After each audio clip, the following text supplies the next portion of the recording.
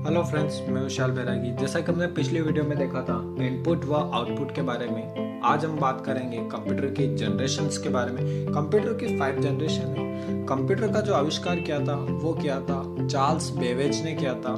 Normal computer में आपके keyboard, mouse, LCD और सीपीयू होते हैं। हम बात करेंगे फर्स्ट जनरेशन की। फर्स्ट जनरेशन में 1942 से लेकर 1956 के बीच में विकसित हुई थी।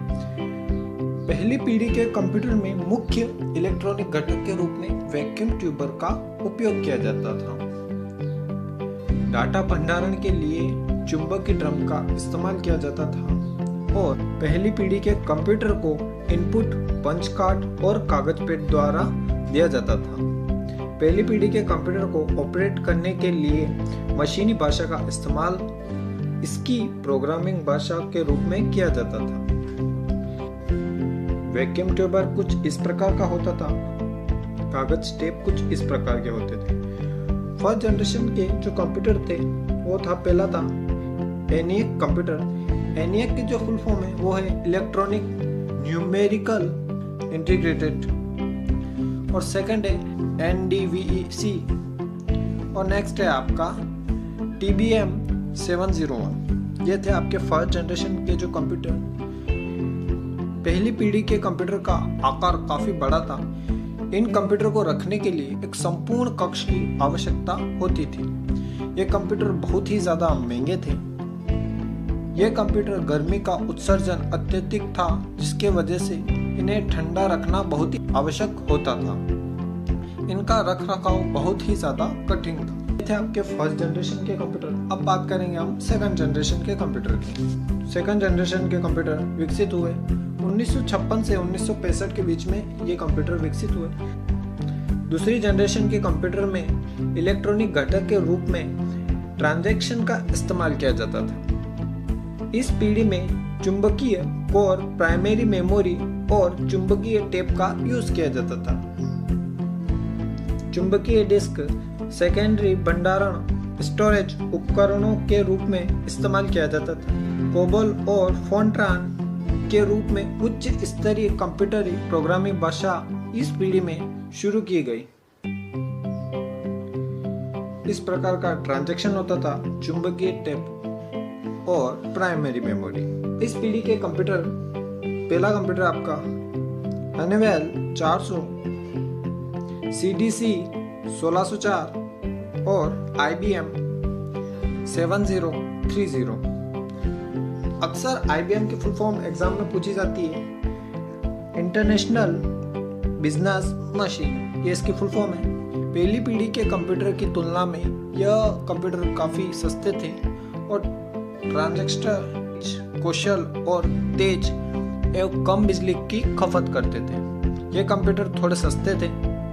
गर्मी का उत्सर्जन अत्यधिक था, जिसकी वजह से इन्हें ठंडा रखना अति आवश्यक था। ये थे आपके सेकेंड जनरेशन के कंप्यूटर। अब बात करते हैं हम थर्ड जनरेशन की।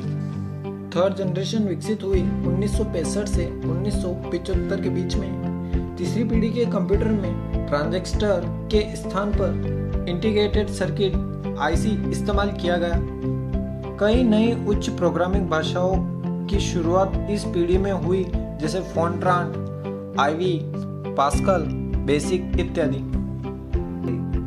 IC ट्रांजिस्टर प्रतिरोधक और कैपेसिटी की एक बड़ी संख्या को एक ही साथ संगठित करके रख सकती हैं। इस पीढ़ी के कंप्यूटरों द्वारा इनपुट और आउटपुट के लिए कीबोर्ड और मॉनिटर का इस्तेमाल किया जाता था।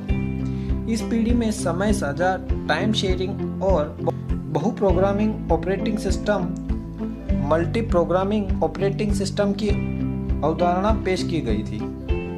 इंटीग्रेटेड सर्किट और लार्ज कैपेसिटी डिस्क, जिसे हम हार्ड डिस्क भी बोलते हैं, मैग्नेटिक टेप। मॉनिटर हमें आउटपुट प्रदान करता है, कीबोर्ड से हम इनपुट देते हैं। अब थर्ड जनरेशन के कंप्यूटर की बात करते हैं। IBM 360, 367। IBM की फुल फॉर्म में पहले ही बता चुका हूँ, इंटरनेशनल बिजनेस मशीन। CDC 6600, जिसकी फुल फॉर्म है कंट्रोल डाटा कॉरपोरेशन, और लास्ट वन आता है PDP 11 और 70। ऑपरेटिंग सिस्टम की अवधारणा को इसी समय पेश किया गया। आईसी ट्रांजिस्टर प्रतिरोधक और कैपेसिटी की एक बड़ी संख्या को एक साथ संगठित करके रख सकता है, जिसके कारण कंप्यूटर के आकार को और भी छोटा बनाया जाता है। ये थी आपकी पूरी थर्ड जनरेशन। अब बात करते हैं फोर्थ जनरेशन की। फोर्थ जनरेशन 1985 से 1988 तक विकसित हुई। इस पीढ़ी में माइक्रो प्रोसेसर की शुरुआत हो चुकी थी। नई उच्च स्तरीय प्रोग्रामिंग भाषा जैसे C++ डाटाबेस को इस पीढ़ी में इस्तेमाल किया गया है। इस पीढ़ी के कंप्यूटर बहुत बड़े पैमाने पर एकीकृत सर्किट VLSI तकनीक का इस्तेमाल किया करते थे।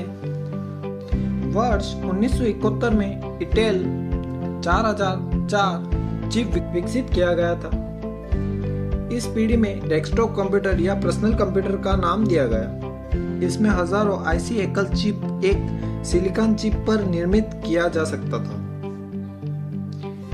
VLSI, सेकेंडरी मेमोरी और मैग्नेटिक टेप। फोर्थ जनरेशन के computer Apple second VAX 9000 CRAY12, ये था आपके फोर्थ जनरेशन का। अब बात कर लेते हैं फिफ्थ जनरेशन, जो लास्ट जनरेशन है। फिफ्थ जनरेशन, यह जनरेशन 1988 से अब तक चल रही है। इस पीढ़ी में माइक्रो प्रोसेसर का प्रयोग किया गया है। इसके अंतर्गत माइक्रो प्रोसेसर चिप में 10 लाख तक इलेक्ट्रॉनिक उपकरण तक शामिल किए जा सकते हैं। इसमें ULSI ultra large scale integration तकनीक का इस्तेमाल किया जाता है। उच्च स्तरीय प्रोग्रामिंग भाषा जैसे जावा, VB का प्रयोग किया गया है। इंटरनेट की शुरुआत इसी पीढ़ी में हुई है।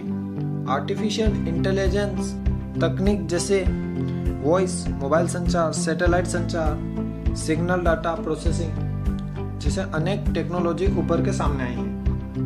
ULSI, हार्ड डिस्क और ऑप्टिकल डिस्क। इस पीढ़ी के कंप्यूटर की बात करें तो IBM और परम कंप्यूटर, जो भारत का सुपर कंप्यूटर है। आर्टिफिशियल इंटेलिजेंस तकनीक जैसे voice, phone, satellite. Thank you so much.